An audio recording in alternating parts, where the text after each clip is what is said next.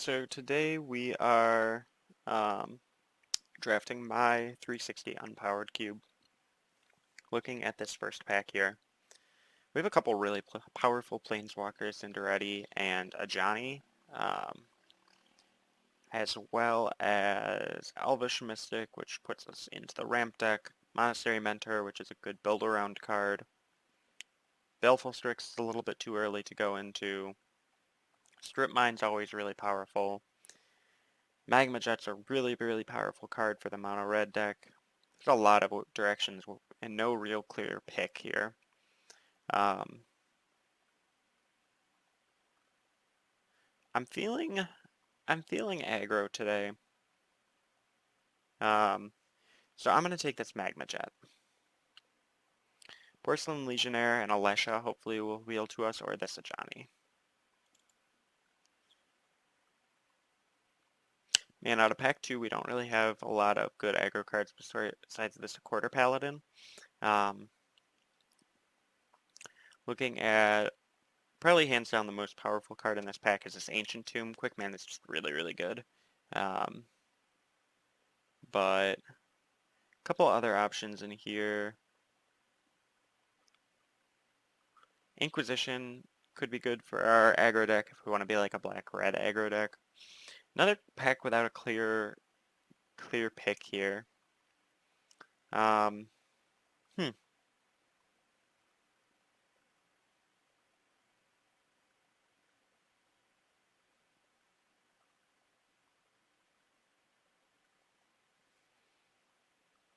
I'll take this Ancient Tomb. It's the most powerful card.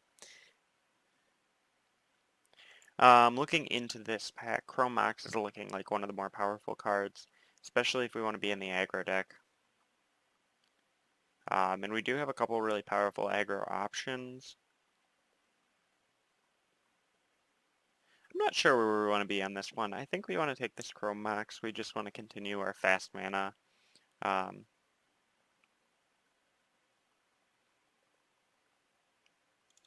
Fast mana is almost never really bad.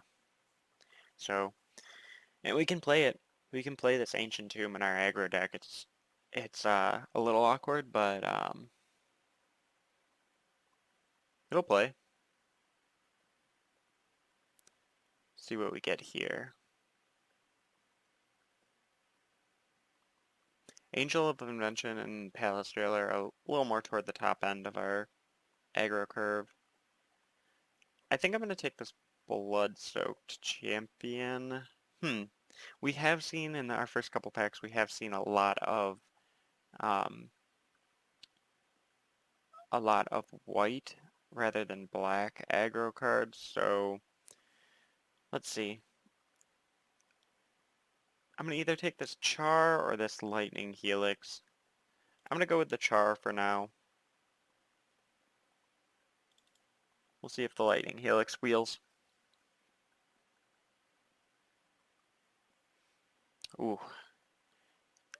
I really want to take this Jace the Mind Sculptor, but our last couple drafts we've gone blue. Um, maybe we go into like a blue-red Spells Matters deck? Alternatively, this Handwear Garrison's just the best red card in the pack, so it's really close. I want to take this Jace the Mind Sculptor, but I'm going to spec a little bit more into this red aggro deck, because that's the type of deck that I want to play today. It's probably technically the wrong pick. Oh man, this Mox Diamond is going to be really good, but we have to take our Goblin Guide. It's just the best one drop for aggro decks. I should have given that pack a little bit more consideration because the Kolaghan's Command is also very good. Very good in mid-range, but also pretty decent in an aggro deck. It can clear the way, deal a little bit of damage, recur one of your threats, pretty much whatever you want it to do. Let's see what we get out of this next pack.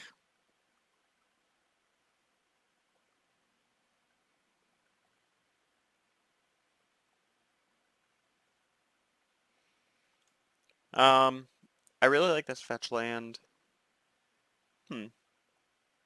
Glintsleeve, Siphoner, and Gutter Bones. I'm gonna take the Gutter Bones.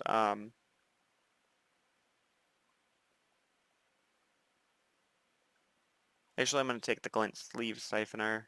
Um, Man, this is tough. These are some real nice black aggro cards. But I know we have some nice white aggro cards coming back around to us, so I'm going to take this Marsh Flats. Fetch lands are really, really at a premium. I'll take the Arc Trail. Um, there's an argument for this Godless Shrine, either of these two cards, but we're not really in these decks. We're just pretty firmly in red right here. We'll see if we get like our Ajani back. I think this is the pick. Yeah, this is going to be the pick. I doubt our Ajani will have wheeled, but it's possible. It's a double-costed card. It's early on in the draft.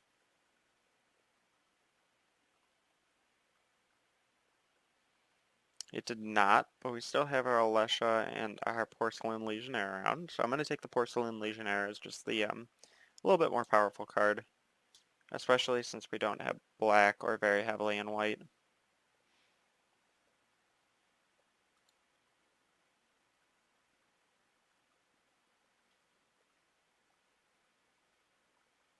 Knighted One, who is in this game, just asked me if there's an artifact deck.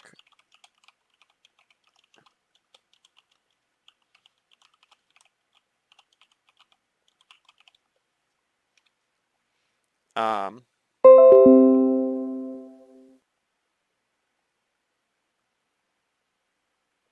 there's no real payoff beyond Tinker. We're just going to take this a quarter Paladin. It's the good aggro card.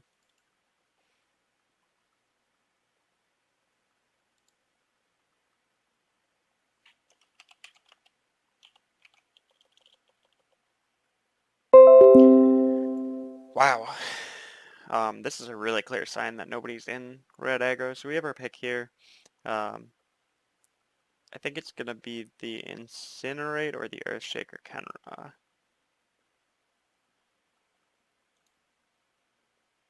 I'll take the Earthshaker Kenra. And here,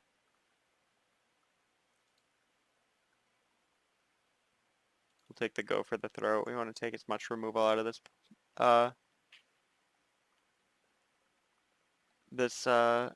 pod as we can.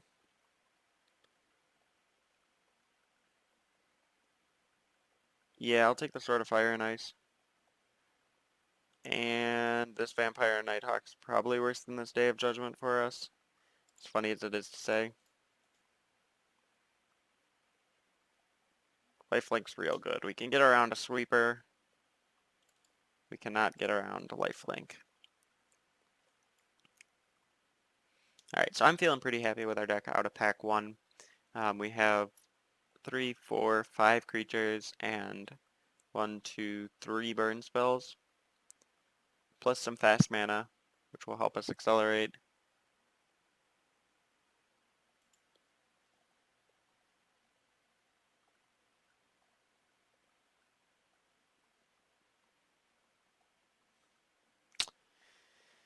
Alright, looking at this pack. Man, Mother Runes and Zealous Conscripts and Firebolt are looking like pretty strong picks for us, as well as a Selfless Spirit. Looking at the rest of the pack, I don't...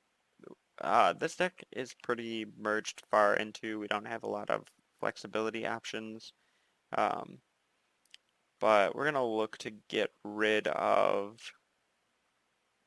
I should probably just take this Skull Clamp now that I think about it. It's either Skull Clamp or Mother of Runes. I'm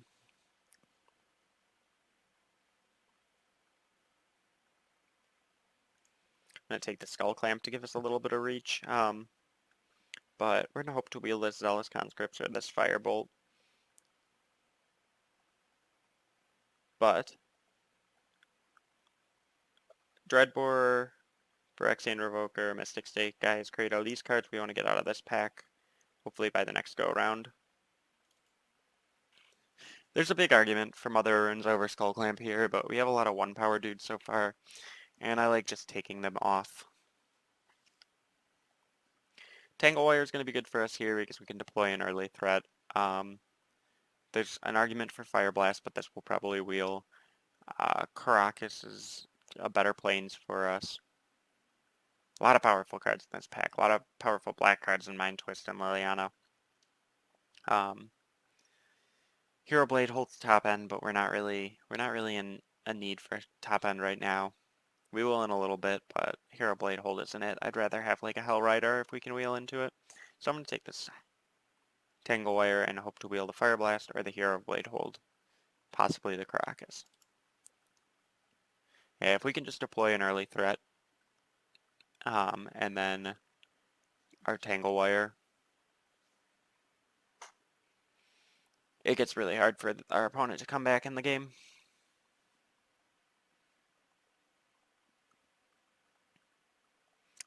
Just a couple lands in this pack. Sacred Foundry and Mana Confluence. I'm going to take the Sacred Foundry just because it's fetchable and it doesn't deal as much damage to us. Looking across the pack, we're going to want to be wary of this Dismember, this Pack Rat, Remand.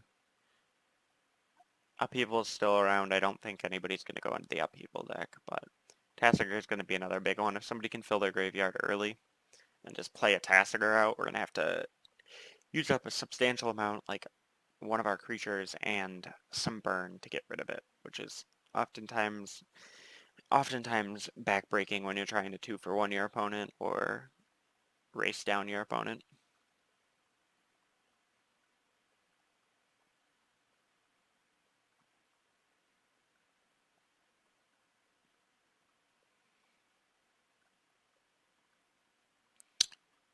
Alright, looking into this next pack, Thalia is really, really good, but I want to take this Vortex.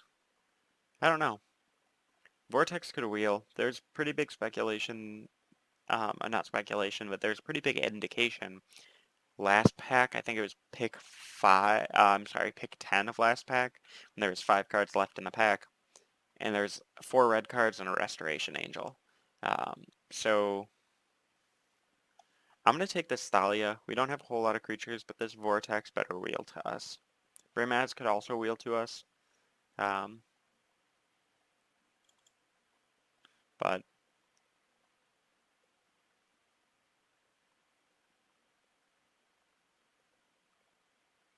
I like both this Fiery Confluence as just a deal 6 for 4 mana, or this Earthquake or Thundermaw Hellkite. I kind of like the Thundermaw Hellkite. I don't know, I like all of these. This is also really flexible because you can like sweep away some creatures, but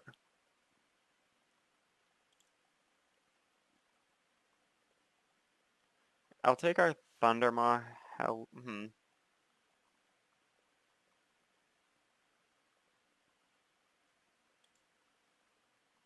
I'll take the Fiery Confluence. Can just deal 6 damage for a little bit less mana. Man, we really want this Arid Mesa, but let's see. By the time this wheels, there's going to be 1 card left in it. I think that'll probably be the Wall of Omens, the Harmonize, or the Gravecrawler. I'm going to take this Stromkirk Noble. We also want Winter Orb, but yeah, I'm going to take this Stromkirk Noble because we start needing early attackers. A couple good cards here. Scrappy Scrounger is really good, especially because we have this Marsh Flat, so if we can pick up a red-black or white-black land later, we'll be able to take advantage of that. But Krenko is just the best red aggressive card in this pack. This Vindicate we're going to want to look out for. There's a couple good options. These are both good options too, but Krenko is really powerful. Krenko and Garrison are both very good. Man, now we're getting our top end. Koth is very good. Armageddon's kind of unbeatable though. It's close. It's real close. If you can just like Krenko and then I think especially with our fast mana, Armageddon's where we're gonna want to be at because we can like if we Armageddon away everything and then have our Chrome Mox left over and we're able to play a land. Wow, this Mother of Runes wheeled. Skull Clam for sure would not have. So I'm going to take the Mother of Runes. I really want both of these cards, but so we're pretty firmly the only red-white deck and possibly only the aggro deck at the table, um, which is a little surprising um, because my cube usually supports 2 to 3 aggro drafters. Yeah, we're just gonna get this Fire Blast back. Um, the good thing about this is that we have a selection of cards. The bad thing about this is we have to be the ones who uh, draft right. Like, we we get punished by our own mistakes because our deck will be sweet because we'll have the access to the best cards available. But if we didn't draft right, like for example, if I was supposed to take that Hero Blade hold over this Fire Blast, which I don't think I was, but if I was supposed to, it's only my fault. It's not like somebody cut me off of that and I had to take Fire Blast over it. I'm gonna take dang, this is close. I'll take the Toxic Deluge.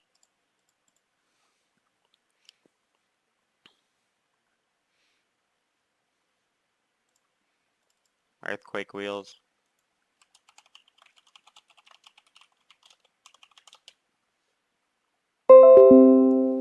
Um,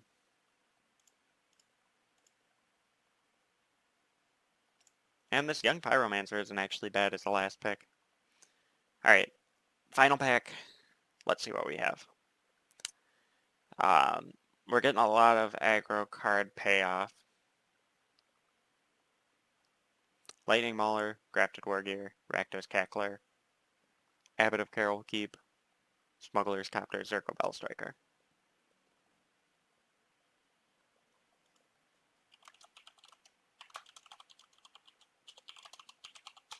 Okay, so Izkan, who is also in this, or Ixan, who's also in this draft, just said I want 7 cards from his pack, and I pretty much want um want a bunch from mine. I want 6 from mine. I'm gonna take the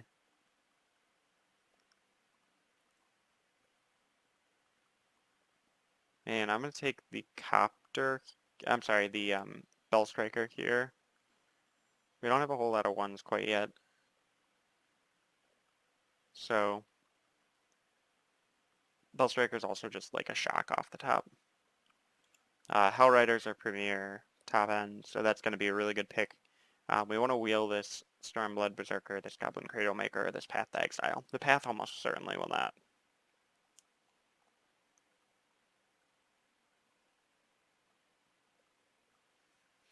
Alright. Um, yeah, so our top end's looking pretty good with these 3. We just want to draft some more lands.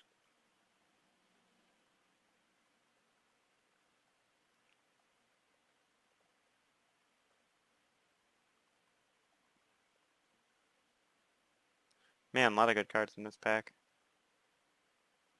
Grim Lavamancer, Greater Gargadon are both really good.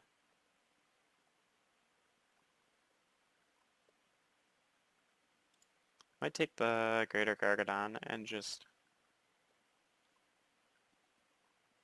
That's one of those cards where you can sacrifice a bunch of things too and then just thwap up for 9. And they can't do too much against it. Whereas Grim Lavamancer is more the sustained burn.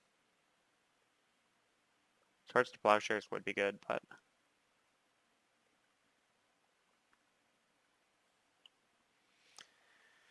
this is tough.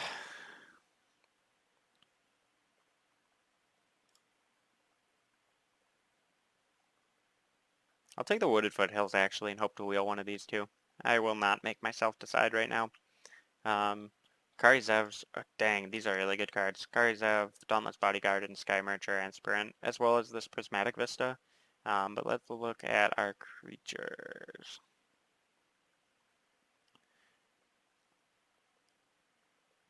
Karizev, I wish the token stuck around till end of turn so you could Skull Clamp it, but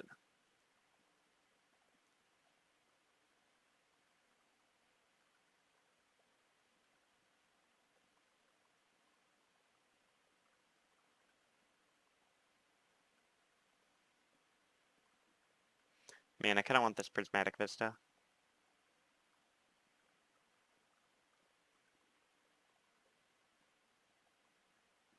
Yeah, I think Karizawa will wheel.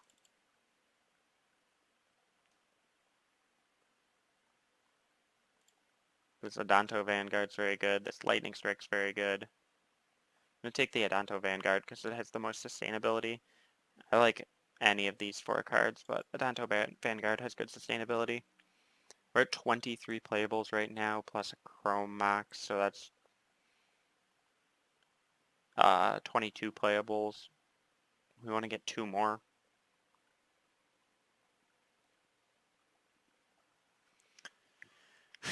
Um, Wheel of Fortune is really good for reloading here. Really, really good for reloading. Because it's pretty much the premier card for this deck. You know, you drop your hand out early. It's kind of like Tangle Wire in that you just, like, gain um, asymmetrical advantage over your opponent. Whereas Tangle Wire, they're going to have to tap down more things than you will, as well as their things tapping down are worse than your things tapping down. Wheel of Fortune is, you've played out 5 of your cards. Play Wheel of Fortune. They have played out 2 of their cards, and so you're gaining a lot more advantage. You're drawing like 5 cards off of it. We're going to want to take our Rabble Master variant, although this Oblivion Ring might not be bad to deal with the troublesome permanent. We do have a couple good. You know, I'm just going to take the Rabble Master. I think we're more in on the aggro plan than we are in on the long-term plan. We just want to, like, if we can land and turn 1 Ancient Tomb Chrome Mox into one of our dudes, I don't see how you come back from that. Plateau is going to be really good for us here. This moat is worrisome. I don't know if I want to take the moat over it, but I'd rather have better mana. Hopefully I don't run into whoever ends up taking that moat.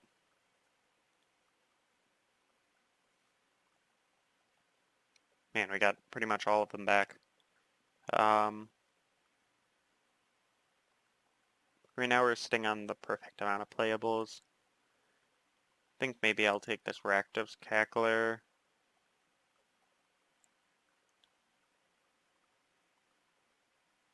Um, Rakdos Cackler to play into my early aggro strategy.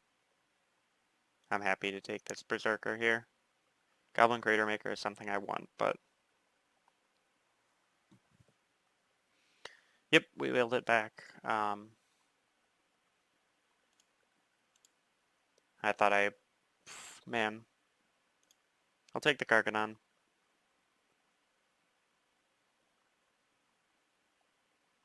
I think we were looking for that burst damage early on. Or not early on, but...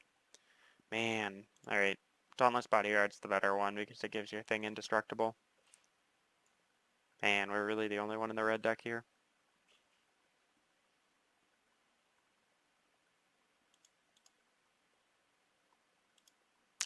Wow. We're gonna end up with too many playables.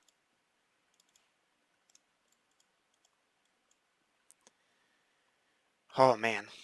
Alright, so we got our pick of the litter here. Let's look.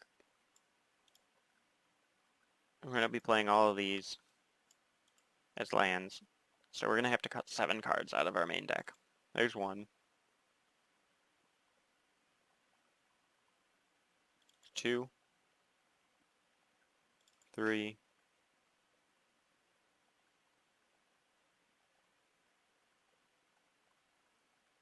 4.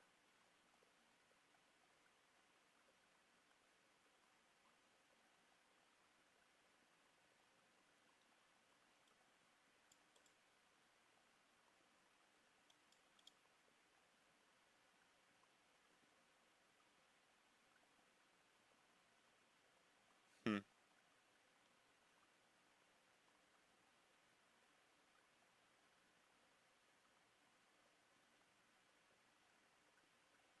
Wonder if I can get away with playing 15 lands here.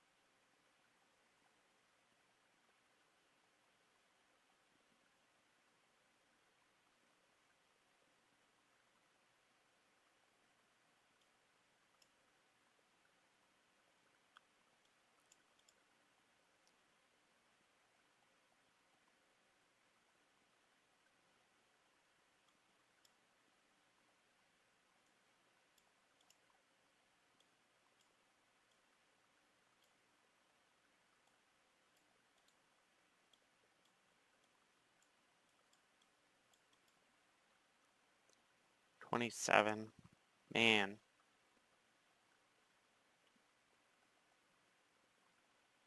Okay, Earthquake's not going to be good enough because we won't have that many lands. We can cut one more.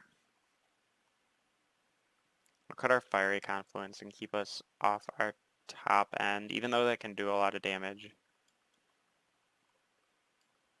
Oh, there we go.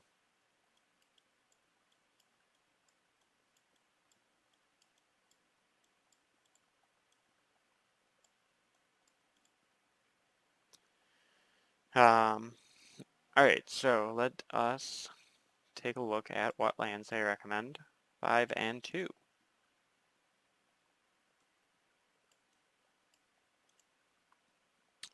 Alright, so looking at our actual sideboard options.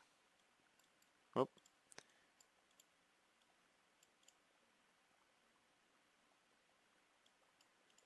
Earthquake, Arc Lightning, Fiery Confluence, Young Pyromancer, and Thalia.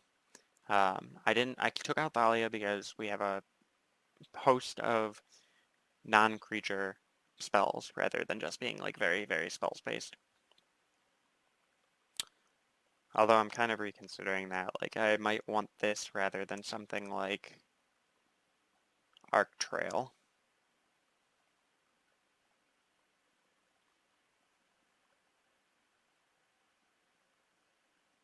Yeah, I think I want this over something like Arc Trail to keep my opponents from, Arc Trail's a little bit more controlling, keep my opponents from casting their spells. Gets a little bit awkward with us, but we have more flexibility. Young Pyromancer, we don't have as many non-creature spells in anymore, and that's a little bit of a longer term card. It's good with Skull Clamp, but it is a little bit slow for us. Fiery Confluence was to cut down on our number of 4-drops we're playing. I want our 4-drops to just end the game, which I guess Fiery Confluence could do just by doing 6 damage. Um, but Arc Lightning's, again, a little bit more controlling. It's just a slower sorcery speed uh, incinerate for us. So, and Arc Trail, same thing. A little bit slow. We won't have that many lands, so it might just be a 3-mana shock. Whereas I would rather want to play Arc Trail. So, here's the configuration I'm going with. See you guys in the game.